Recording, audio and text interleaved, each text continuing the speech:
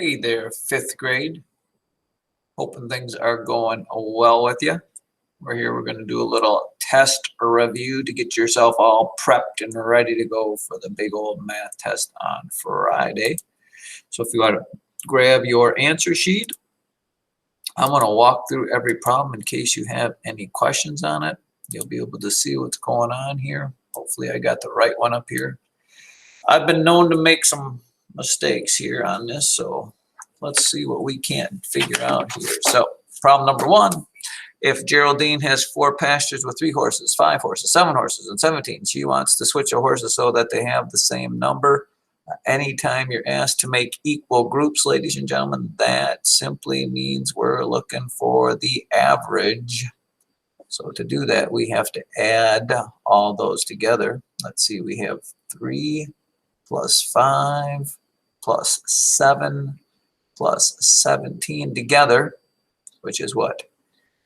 8 and 7 is 15. 15 and 17 is 32, but we don't stop there. We have to divide by how many numbers we added together. If we take 32 and divide it by 4, that means there's an average of 8. She would put 8 horses in each of the pastures. So there you go. Problem number 2. Maybe we should try to change colors after everyone. Let's go red just for fun here. How much is 1/4 of a dozen? Well, we know that a dozen is 12. And 1/4 of 12, anytime we look for fractions of something, it's good to draw ourselves a little picture. This rectangle stands for all 12. And I want 1/4 of it. Remember, the bottom number of fraction tells you how many equal pieces we cut something into, and I'm cutting 12 into 4 equal pieces. So if I divide 12 by 4, each piece is worth 3. So 1/4 of a dozen, just one of those 4 pieces is 3. So the answer to problem number 2 is 3. Problem number 3. How many years are there from 1621 to 1907? You're looking for then the difference in the years. It's a subtraction problem, so you put the big one on top. 1907, we are subtracting 1621 from that. We get 6. Do a little borrowing, a little carrying. 8 and a 2. Looks like 286 years from 1621 to 1907. Problem number 4. Again, I'm trying to change colors every time here just for fun. I'm rounding 329 to the nearest 10. So when we round to the nearest 10, okay, the 2 is in the tens place, so it's the one that's either going to stay the same or get rounded up, and my choices are it either is going to go down to 320 or it's going to become 330. And because the next number to it is a 9, it's much, much, much closer to 330 than it is to 320. So that is problem number 4. We are moving along at breakneck speed here. Problem number 5, the radius. Oh, look at, ladies and gentlemen. Anytime they talk about circles, I am going to draw myself a picture. Here's my circle. The radius of a circle, radius is halfway through, is 30 millimeters. What is the diameter? And if you'd happen to look in your notes, something to remember to study, radius is halfway through, diameter goes all the way through. The diameter is twice whatever the radius is. So if you take 30 and multiply it by 2, the diameter would be 60 millimeters. 60 millimeters. What color should we go to next? Well, let's do a little hot pink. I'm going to run out of colors here pretty soon, at least ones that I like to use. Find the missing number. Well, first I'd want to do this. I know 13 times 1 is 13. So 12 plus what number is 13? I'm sure you could probably do this, but I've always said let's think of an easier problem first, an easy addition problem. If 6 equals 5 plus 1, if I didn't know that this was a 1, what do I do with these two to get 1? I would subtract them. So my answer to that would be 13 minus 12, which is 1. So W would equal 1. Problem number 7. What is the perimeter? I guess we could use green because you can probably see it on this screen here. Remember, perimeter is the distance around. The distance around. So we would add this 6 plus this 3 plus this, which is the same as that other 6, plus this, which is the same as the opposite end 3. 2 6s and 2 3s added together would be 18 inches. Our perimeter would be 18 inches. Problem number 8. At the library, sorry, accidentally bumped it there. At the library, let's go with this brown color here. At the library, 48 people returned books on Monday. Then 40 people returned books on Tuesday. On Wednesday, 32 people returned books. How many people will return books on Friday? Now it's good. It's asking you for a pattern. Okay, so if we're looking for a pattern, we want to put these numbers in order. As we started on Monday, there were 48 people who brought books back. On Tuesday, that went down to 40 books. And then on Wednesday, it was 32. Okay, now notice it didn't say how many on, this would be Thursday. It asked you how many on Friday. So you have to go 2 more, not just the next one. And every time we're subtracting 8. So on Thursday, I would take 32 minus 8 and get 24. And then for Friday, I would take 24 minus 8 and get 16. So 16 should be my answer there. And I always say, always answer the question they ask you, not what you think they're asking you. Problem number 9 is asking you for standard form, which means the normal way we write things. If you go back and look in your notes, this was Mr. Hahn's instruction on that. We start with this one. We know the 4 has to be in the 100,000s place. So for 4 to be in the 100,000s place, oops, sorry, I didn't want to put that there. I need there to be 5 blanks after it, because that's the 100,000s, the thousands, or the 10,000s, the thousands, the hundreds, the tens, the ones. So there's a 4 in the 100,000s, an 8 in the 10,000s place, which is right here. There's a 6 in the tens place, and that's way over here, which means I don't have anything in the thousands or anything in the hundreds place. And there's a 5 in the ones place. So those would be the digits I would end up with in there. And again, I strongly, strongly, strongly encourage you to use those blanks, because I think you'll end up missing your problems if that's what you do. Here we go. Moving on to problem number 10. I don't know if I got too many more colors here. We'll just start over with our colors. Which a triangle appears to be equilateral. So it would be good probably for you to study your triangles. Equilateral means all sides are equal. Okay, and in that case, you look at these, and it looks like this one has the 3 equal sides, so I would say letter B. But you should probably study, you need to know a triangle that has only 2 sides equal is isosceles. That's 2 sides.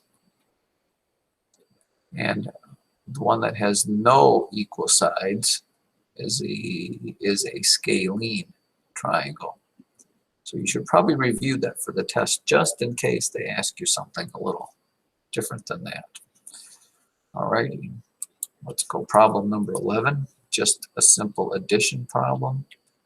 You will have some nice squares to line up things. I don't have those, but I will do it like this: 721 and 145. If I add those together, 4 plus 1 is 5 plus 5 is 10. 7, 8, 9, 13. 10 again. I get 4,030 for my answer. 4,030 for my answer. Problem number 12, boys and girls. Problem number 12 is 5,280 minus 4,933. It's like, again, we have to do some borrowing. So 3 from 10 is 7. 3 from 7 is 4. 9 from 12 is 3. I get 347. Problem number 12. Please, please, please, please, please make sure you understand. Problem number 13 is dollars, so my answer is also going to be in dollars. I need to put my decimal in where it belongs. It ends with a 0, so I can just drop a 0. Actually, if I wanted to rewrite it over here, maybe I'll do that. Times 30. Remember, if we end with a 0, you can just drop that 0 and then start multiplying. 3 times 5 is 15. 3 times 7 is 21, plus 1 is 22. Carry the 2. 6 plus 2 is 8. So please don't put 8,250 because that's not right. I need to make it into dollars, which means I put my decimal there and put a dollar sign in front. So my answer is $82.50. $82.50. Problem number 14, a simple double-digit multiplication problem. Remember, we start here, our algorithm, we start with the units place. 5 times 2 is 10. 5 times 5 is 25, plus 1 is 26. And this is where a lot of people go wrong. This 4, because it's not a 4, it's a 40. I start with the 0 before I do anything. 4 times 2 is 8. And 4 times 5 is 20. So I add a 0. I add 14, carry the 1. 3. Looks like I get 2,340. 2,340. Number 15 is nothing more than a glorified division problem. That's what a fraction really is. So this ends up being 3,608, all being divided by 4. And don't forget our little multiply, subtract. Oh, yeah, divide, multiply, subtract, bring down algorithm that we use. First thing, 4 doesn't go into 3, so I go and take it 4 into 36, and that is 9 times. I subtract. I bring down, and here, ladies and gentlemen, I brought a number down, and anytime you bring a number down, you have to put something on top. And since 4 doesn't go into 0, I have to stick my 0 up there. Then I can bring down my next number and take 4 into 8, which is 2 times. So my answer to this one is 902. If you only got 92, it's because you forgot every time you bring down a number, you have to put a number on top. Another division problem here. I change colors. Let's go with, I don't know what to do. Let's go with green, I guess. We'll go with green. 680 divided by 20. 20 doesn't go into 6, so you shouldn't have anything above the 6, but it does go into 60. And remember, when you're trying to figure this out with double-digit ones, take a look at the beginning digits. This is a 2 and that's a 6. So we're going to try 3 as our thing, because 2 times 3 is 6, and 20 times 3 is 60, and that works out just fine. So I put my 3 up here. I subtract. I bring down. And remember, I can't have 8 because 8 is less than 20. And then I check to see how many times 20 will go into 80. And again, look at those first digits. How many times will 2 go into 8? 4 times. and nothing left over. So my answer for this one is 34. Problem 17, which is kind of a new one. 3 plus 1/3. Well, that's actually pretty easy, because if you take 3 and add 1/3 to it, you simply get 3 and 1/3. That one's not too bad. 18, again, write it up and down. 5 and 2/3 minus 3. And you could put 0/3 if you want. It doesn't matter, but it doesn't matter. I'm taking nothing away from 2/3, so it's 2/3. And 3 from 5 is 2. So I end up with 2 and 2/3. Here we go. 2 more to do, boys and girls. Shouldn't be too bad. Draw a square, shade all but 1/4 of it. And you can cut your square any way you want. I would think the most logical way, most people cut squares like this, but you wouldn't have to.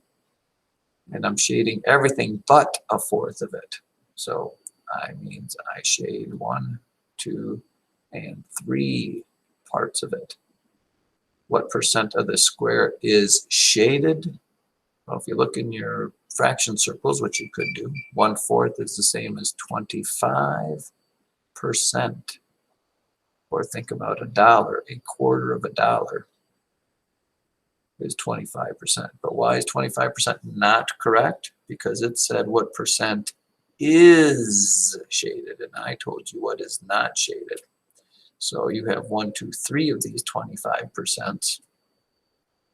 So your answer should be 75% of it is shaded.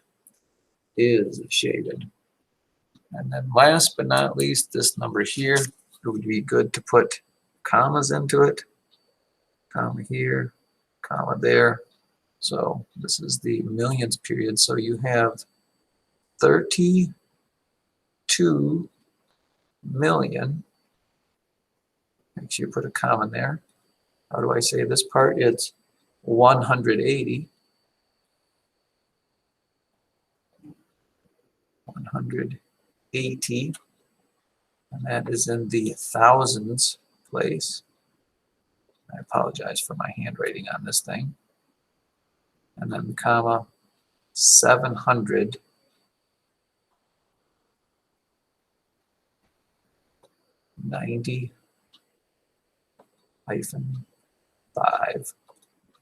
And there you go, 5th grade. That is your test. Hopefully that helped. Hopefully you're ready for the test, and we will talk to you at a later point. Have a great, great day.